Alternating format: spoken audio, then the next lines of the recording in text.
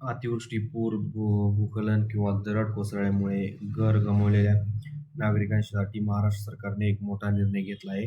आता पुनर्वसनासाठी पात्र कुटुंबांना घरकुलाचा निधी मिळण्याची प्रक्रिया अधिक सोपी आणि जलद होणार आहे. नेमका काय बदल झाला, कोणाला फायदा होणार? चला जाणून घेऊया.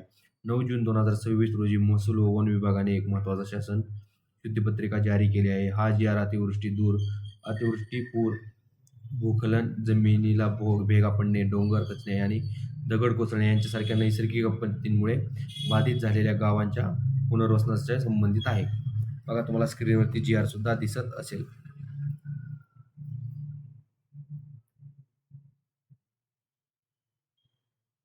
पूर्वी पुनर्वसनासाठी पात्र असलेल्या काही कुटुंबांचा घरकुल निधी वेगळ्या यंत्रणेद्वारे दिला जात होता. मात्र आता हा निधी थेट जिल्हा आपत्ती व्यवस्थापन समितीमार्फत देण्याचा निर्णय घेण्यात आला आहे. यामुळे निधी वितरणाची प्रक्रिया अधिक जलद होईल. तसेच राज्य गृहव्यवस्थापन कक्षाकडे जाणारा 4% प्रशासकीय खर्चही वाचणार आहे. म्हणजेच आपत्तीग्रस्तांना घरकुलासाठीची मदत अधिक वेगाने मिळण्याचा मार्ग मोकळा झाला आहे.